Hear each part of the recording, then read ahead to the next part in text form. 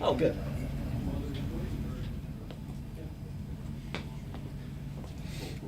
The one I'm afraid of contacting, and don't ask me why, is key.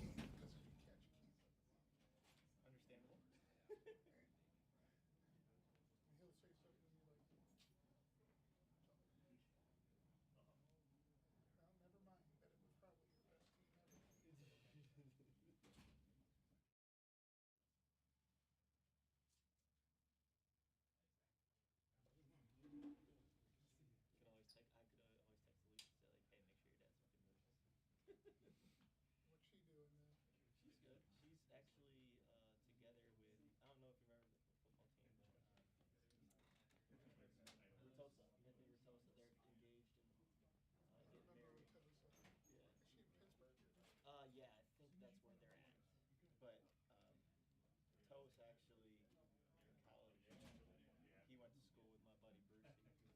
But at least in Toast went dating at that time. What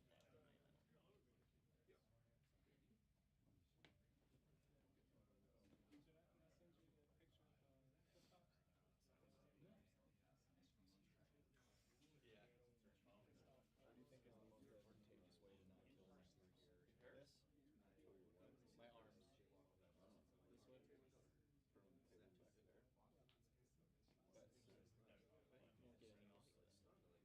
This way? But you won't get any audio this time.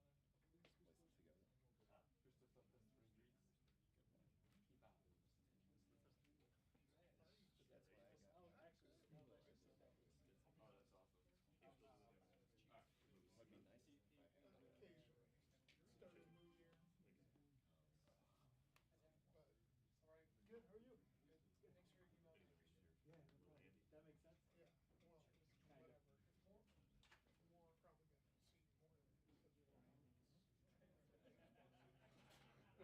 Yeah, well, whatever. It's more probably gonna see more than because of your lines.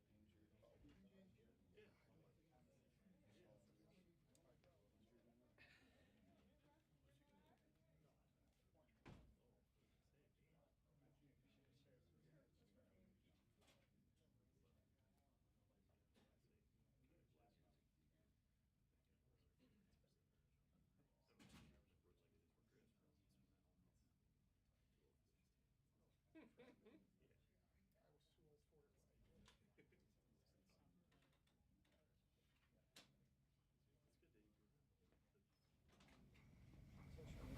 Hey, Sam.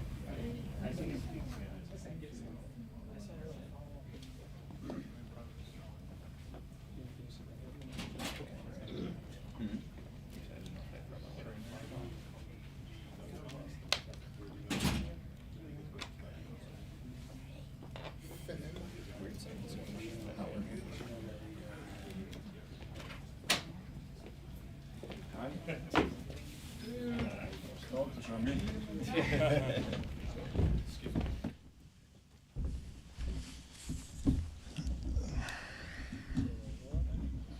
Thank you. Try to get closer here.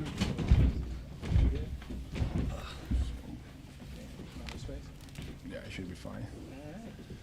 Good afternoon, everyone. Welcome to the FieldHouse. We obviously know the guest of honor here at the podium, and not going to make opening statement. We're going to go right into Q&A. So if you have a question, please raise your hand, and we will recognize you as we do with our normal media avail. And for those of you on Zoom, same thing. Use the raise your hand icon, and we'll recognize you there. So we'll get started. Tom. Andy Tom Withers, Associated Press. I'd say welcome back, but it's not like you ever really left. Right. What does it mean to you, though, to have a more established full-time role with the organization? It means a lot. This organization did a lot for me. I spent 13 years here, I guess 13 seasons. And this is the organization that I can call family, and to be back and be able to continue my journey with them and helping in any way I can means a lot to me. My goal is to be impactful in the community, help the ones in need, and I always tell people that asked me actually the last couple of days. They say, "Hey, how do you feel?" I say, "Hey, different title, but same heart. So let's keep this party going." Chris Fedor, Cleveland.com. Hey, Andy. Good to see you again. You too. What made you feel like this was the next step in your career? Well, I don't know if you know, but I live in Cleveland. I had a great time here playing for Cleveland. I love the city. I love the fans. Since day one, I always share with people a story that I have that my first game in Cleveland, rookie year, after a couple games on the road, I got to Cleveland, and before I knew, the fans were like cheering for me and asking Coach Silas to put me in. It's like, wow, nobody knows anything about me, and they are already doing that. So right there, I knew my time in Cleveland was going to be special, and it was a no-brainer. It was an easy decision for me to be back with the organization and continue to help, continue to give back to the franchise that gave me a lot. Anything else in the room? Evan? Evan Damrow, right down Euclid. Andy, the organization has done a good job reconnecting with franchise legends like you and Bowie. Do you view this as an opportunity to continue just your next career after basketball in the NBA? Well, I think this is a good start. My title, as you know, is a Global Ambassador and Player Development Consultant. Right now, I think it's the right thing. I didn't think about anything else. I'm going to do my job this year and see how it goes. Hopefully I please people, I help people, I impact people, and that's my goal. And if at the end of the year I feel like I'm helping, awesome. Let's continue. If not, we're going to continue anyways. Danny Cunningham, ESPN Cleveland. As you think back upon your playing career, and obviously I'm sure emotions will be pretty prevalent tonight at halftime, what memory to you of your time in a Cavs uniform sticks out the most? I have a lot of great memories in this organization. It's hard to pick one and to say, wow, this one was the best or whatever. I think every season was special. Every season was different. We had a lot of up and downs, but the most important thing being here was that the fans were always there for us. Didn't matter, good years, bad years. They stick with us, and they gave us the support we needed. But one year that was like that I can't remember. I think it's because it was the first time that it happened. Was in 2007 when we beat Detroit and we went to the finals. It was just crazy. I remember I used to live in downtown. I don't know if you guys know the Bridgeview apartments. And from the arena there, it's probably a minute and a half by car. It took me like an hour and a half. It was just crazy. Like the streets and everything, it was everybody celebrating. So the memory of that day is something that I will never forget. Like I said, I have other great things that happened here, but that year was special. Andy, you becoming into this role now, like how long was that in the works between you and the organization? Well, we had a few conversations before I decided that I was going to retire, but as soon as I said, I'm done, 40 years old, I think that's it. It was just the matter of a sit down, and we went over things and done. I'm here. Brazil is obviously so close to your heart. What do you hope this organization's relationship is with that country? Well, being a global ambassador, we're going to try to expand the Cavaliers brand around the world for sure. I hope to impact Brazil as well. I'm not sure when and how we're going to do it yet, but I'm sure we're going to do something there. Using the the Cavaliers brand, which is such a strong name, such a strong like organization, I'm sure we can do great things in Brazil. But the most important thing is to be impactful, meaningful, and really help the way we should. And this is part of my plans, and I hope I can deliver. Spencer Davies, basketballnews.com. Why is player development so important to guys after their careers? And you see it all around the league, how they always come back to the organization and help the younger guys along. Why do you kind of treasure that part of it? Because I believe player development it's very important, because you can share a little bit of your experience, everything that you went through. There are things that are about to happen, but because you were around for so long, you see it before it happens, and you can help those younger guys. And sometimes they think they know, like I did. I did think I knew everything when I was young, and I had people around me that made sure they told me, no, you don't know. And I'm not saying that they don't know. We have a pretty good group of guys here. I think we have a special team. We don't have anyone that we have to worry about it. But just being a little bit older, I'm 40 years old, and some of them are like 20, 19, 20-some. I feel like I can share a little bit of my experience and help them in different ways as they need.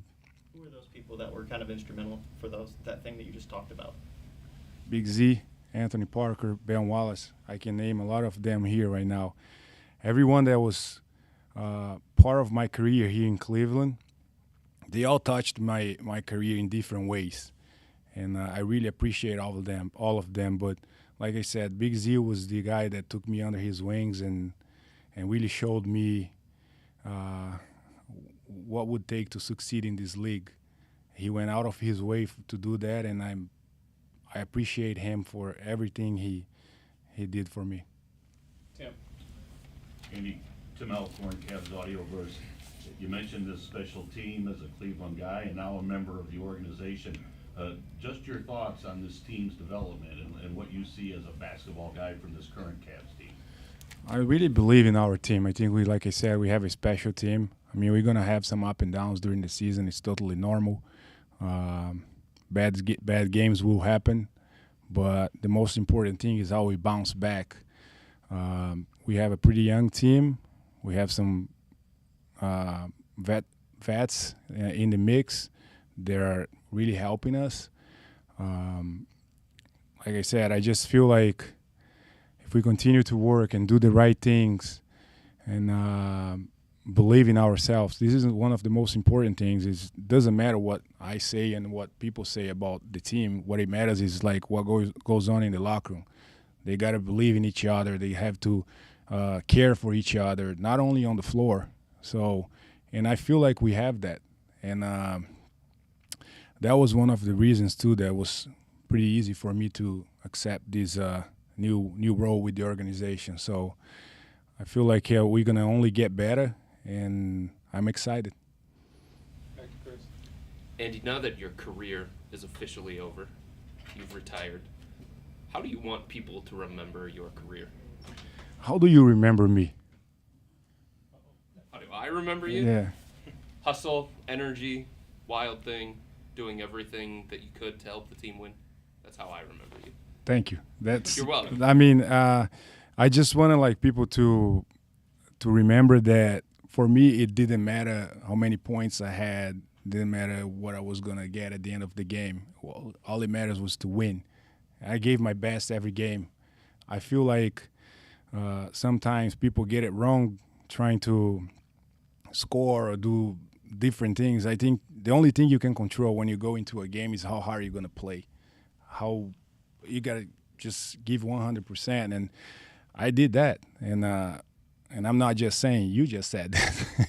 So just remember me as a guy that worked hard and came from nothing basically, and made it to the best basketball in the world. And I was blessed to spend 14 seasons in this league. So if I can leave a message here for the younger generation, is this: just work hard. Like Big Z used to tell me that all the time. You know, you go through some times that you upset with games and stuff, and he used to tell me, just keep working hard. Just keep doing your best. It will come, your opportunity. Like, you play good, we're going to keep winning and stuff like that. So just remember me as someone that always gave everything, and that's fine, and always respected everyone. I'm going to turn this over to Sammy to assist us with a few of our international guests over Zoom. Sammy. Do I look? I keep looking there. On the camera? Look straight to the camera when you have it. Explica o que perguntou em inglês. Você pode responder em inglês e português também. Responder dos dois? Isso. Boa noite, imprensa do Brasil. Rodrigo, você pode fazer a sua pergunta. Boa noite, Anderson, pela Band aqui. A minha pergunta para você fez 13 temporadas brilhantes com o Cavs dentro de quadra, e queria saber agora, fora das quadras, como que a ajuda do Raulzinho, que agora está em quadra, nosso armador, qual assistência que ele poderia te dar para o seu trabalho como embaixador global, e que você pudesse falar em português também sobre um dos seus melhores momentos, ou o momento que você mais gosta, que gostou dentro de quadra pelo Cleveland, para que você pudesse falar qual foi, se foi o draft, pudesse falar em português, por favor. Falar um pouco como o Raulzinho poderia me ajudar com essa minha nova missão com o clube, é isso? Explicar em inglês primeiro. How Raul Neto... Isso, Pode falar, Rodrigo. Tendo noção do seu trabalho agora como embaixador, e que você trouxe muitos fãs na época de jogador para a franquia de Cleveland do Brasil, como que ele pode te ajudar com relação a isso também? Como que o Raul pode ajudar você nesse novo trabalho e o seu melhor momento que você lembra? He's asking how Raul Neto can help me with my new job, and also, what was it? The best memory you have. Oh, the best memory I had. I'm gonna answer in Portuguese and then I'll do it in English.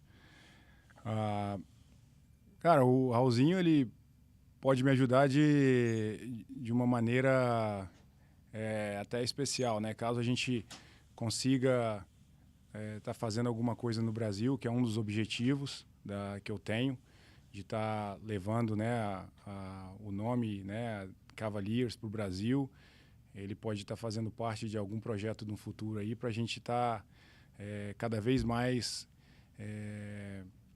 ajudando, né, o basquetebol brasileiro de uma maneira bacana, uma maneira impactante, mostrando os valores do esporte, mas além disso, né, ensinando essa garotada mais nova o que é, como o basquete pode estar influenciando na vida deles, né? O basquete ensina muito. O basquete ensina você a saber perder, ganhar, trabalho em equipe, muitas coisas que eles podem levar para o resto da vida deles, mesmo que não seja no basquete. Então essa é uma das coisas que ele pode estar junto comigo, me ajudando nesse momento como embaixador global. Qual que foi a outra? Eu até falei aqui um pouco antes sobre uma das memórias assim mais impactantes, né? Eu tive várias memórias bacanas aqui dentro do Cleveland, e uma das mais assim impactantes foi em 2007, quando a gente ganhou do Detroit na final, que eu morava a 1 minuto e meio do ginásio e demorei 1h30 para chegar em casa. Então foi uma coisa que balançou a cidade mesmo. Foi um título de conferência que a cidade já esperava há tanto tempo, e que quando aconteceu meio que explodiu assim, foi sensacional. English? So he asked me about Raul, how he can help me with my new job. I told him that Raul could be a big part of what we are thinking about doing in Brazil in the future. You know, being a Brazilian and still active as a basketball player, he can really help us there, and that will be very important for us as an organization to have him with us. And he asked about my best memory here in Cleveland. I told that I had a lot of great memories, but one that was for sure that everybody remembers, and it was kind of crazy. It was that 2007 when we beat Detroit.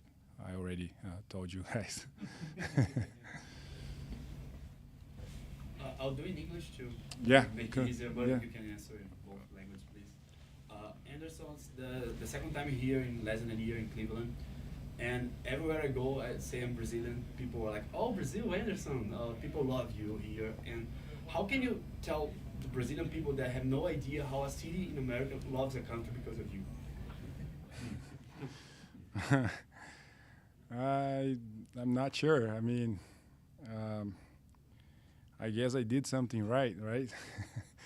I mean, it makes me happy.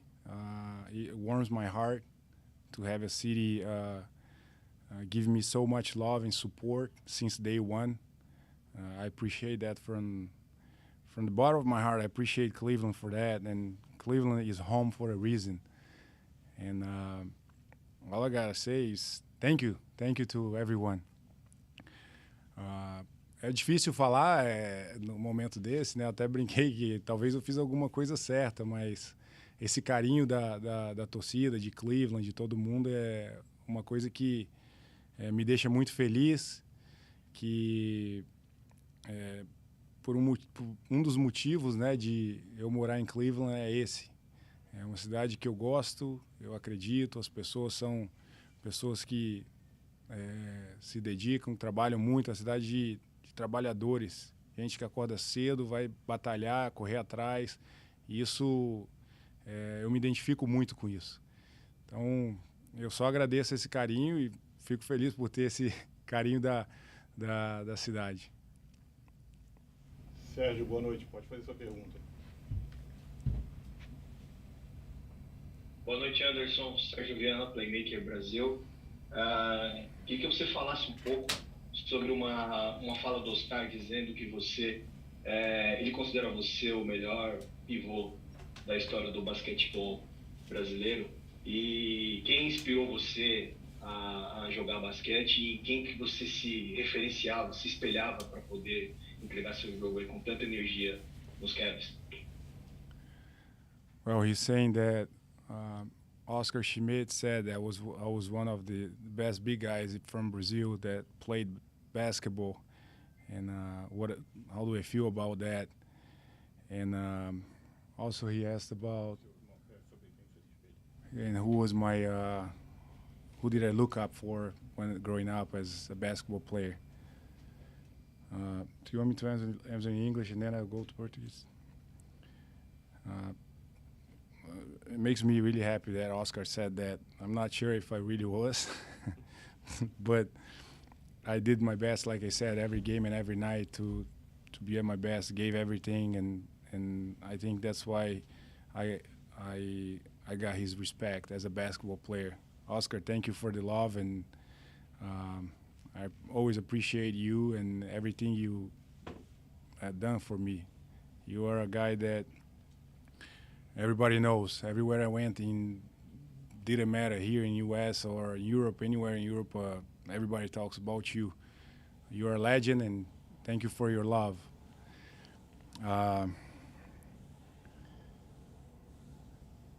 Já vou em português e depois vou. My biggest inspiration as growing up in basketball was my brother, Sandro Varejao. He's 11 years older than me. He was someone that I always wanted to be like him. He came to U.S. to play high school and then in Idaho, and then he played college in West Virginia. He was my biggest, like by far, idol. I wanted to be like him, and he helped me a lot in my career.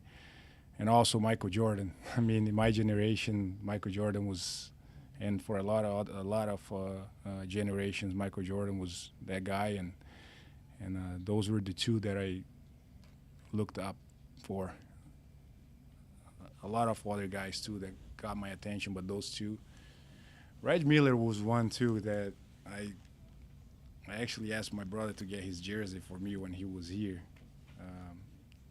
Being You guys not gonna believe me, but I used to make a lot of 3-points when I was young. And I didn't have any hair. I used to shave my head, and I thought I was Reggie Miller at one point, but Reggie Miller was a guy that I looked up for too. Bom, hã? Eu acho que tem que falar em português agora. Não precisa, pra gente ver. Ok.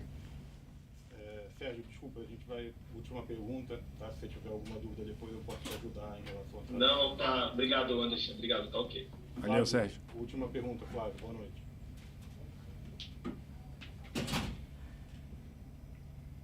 Flávio? O microfone dele tá no mute. Você tá no mudo, Flávio. Não sei se você tá ouvindo a gente. Ok. Okay, that's gonna wrap for us, guys. Thank you so That's much. it. Thank you, guys. Appreciate it. Thank you. Appreciate it.